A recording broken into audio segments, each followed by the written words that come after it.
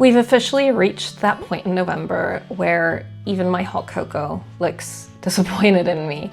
My story and I are no longer on speaking terms. My outline is an absolute graveyard of good intentions. You know, it's a crime scene. It's a mess. So if your creative project currently feels like a relationship that needs couples therapy, welcome to the end of week 2.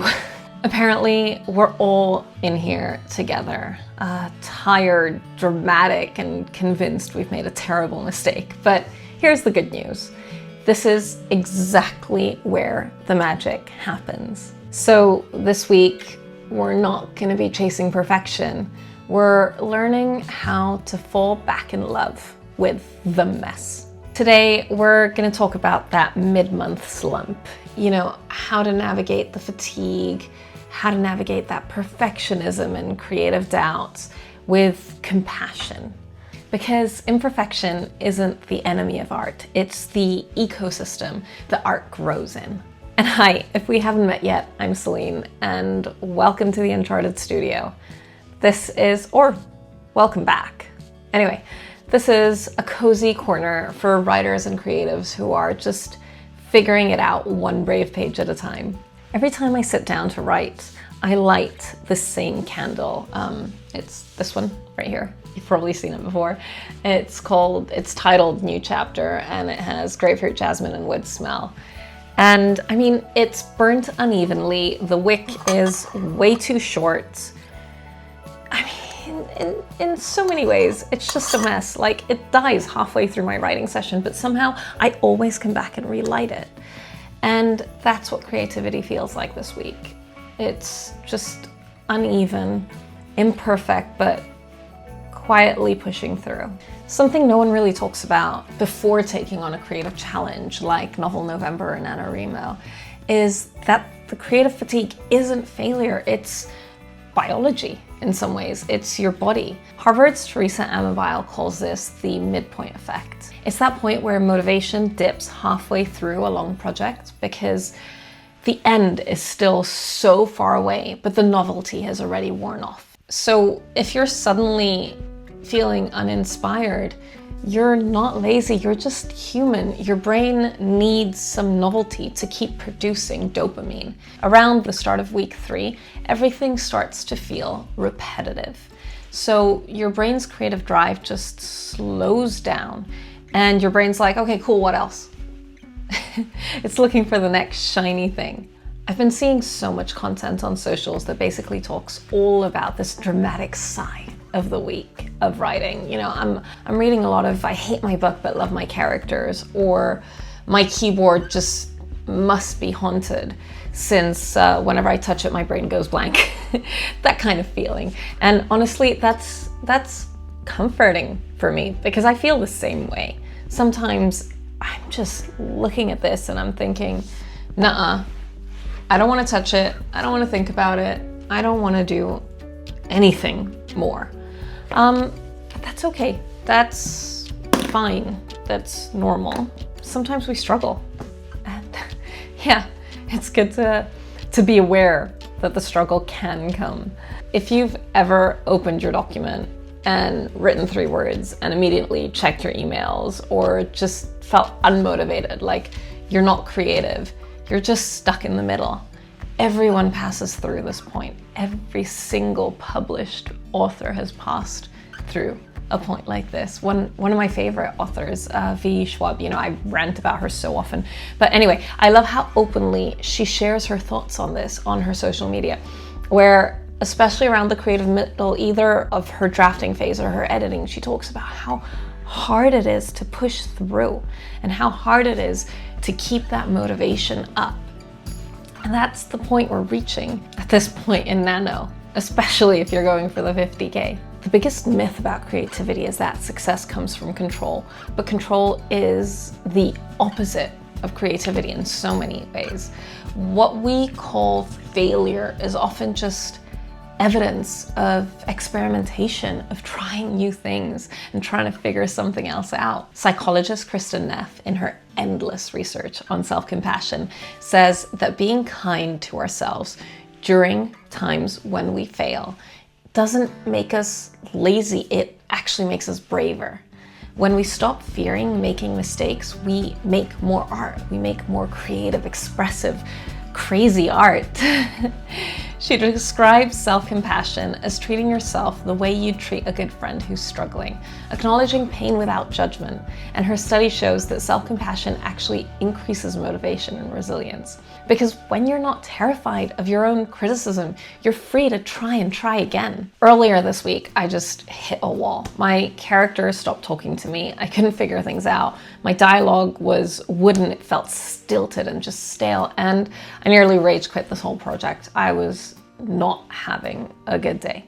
So in protest, I wrote an utterly ridiculous argument about whether tea or coffee is the superior drink. I don't drink either of them, which made it even more funny for me because I choose hot cocoa as my hot drink of choice. And this whole thing was just absolutely ridiculous. Like, yeah, it didn't fix the plot, but it made me laugh quite a lot. So it was enough to keep me coming back to the page and then to give me enough incentive to just write and figure things out the next day. Messy pages aren't the enemy. These experiments aren't the enemy.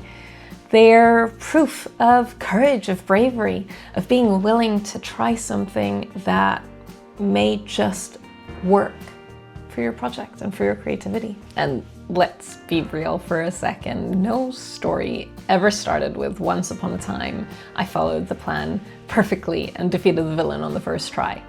Most stories, like our own, like our lives, have these messy middles, these moments where you're trying and failing and trying and failing. It's Mary Robinette Kowal, I think, that calls it the try-fail cycle. It might just be a thing.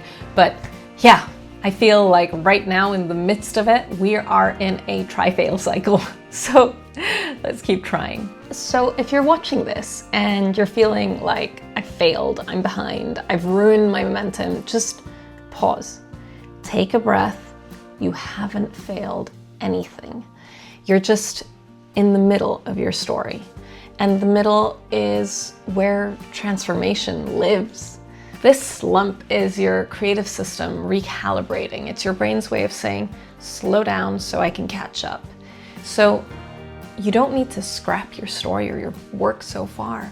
You just need to breathe through the feelings and see where they'll take you. Now, when you hit a slump, try a reset, not a restart.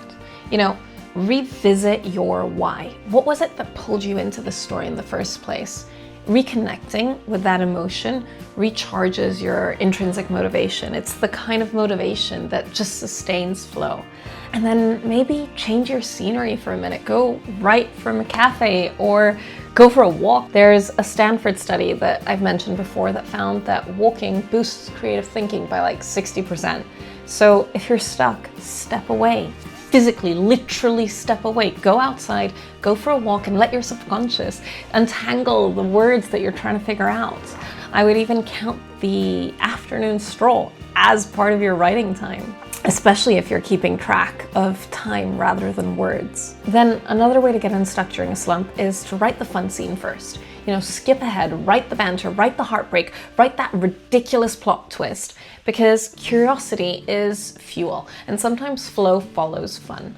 And if all else fails, switch mediums. Try writing by hand, try journaling, try doodling, try voice notes, you know, just dictate your ideas while you're cooking. Creativity doesn't care about how it moves. It only cares that it keeps moving. So remember, progress isn't always measured in word counts. Sometimes it's measured in laughs or in sighs or in quiet reminders that you still care. Here's another thing. The stories we tell ourselves about failure are often way harsher than the reality. We assume that everyone else is thriving, but the truth is every creative you've admired has felt lost at one point or another. Most people's nano week 3 looks the same. It's crumbs and caffeine and quiet self-doubt. But feeling a sense of community dissolves shame. When you admit, you know, I'm struggling, you give someone else permission to exhale and to say the same. On Threads, I've seen writers confessing about how they are hating their stories right now, and the comments are just filled with love. They're like 90% encouragement and 10% memes, but 100% proof that we're all figuring this out, and we're figuring it out together in many ways. So tell me in the comments below, what part of your process feels messy right now? What are you struggling with? Because odds are someone else is going to read it and think, okay, phew, it's not just me. The midpoint isn't a wall. It's not a brick wall that you can't pass through. It's actually a mirror, and it shows you the parts of yourself that are there to keep creating even when you're tired. So this week, just be gentle. Let your story be imperfect and alive and exist and just be yours. Because the mess is just where all your creativity can unfold. If this video helped you feel like you're a little bit less alone in this chaos, give it a like, share it with a creative friend who's also in the middle of a slump, and subscribe for next week's chaos. And please do let me know in the comments below, what's one tiny thing that you're doing to fall back in love with your story? And what's something that you're struggling with? Let's connect, let's share and feel like we're really just not in this alone anymore. I'm looking forward to reading all your thoughts with a cup of hot cocoa in hand.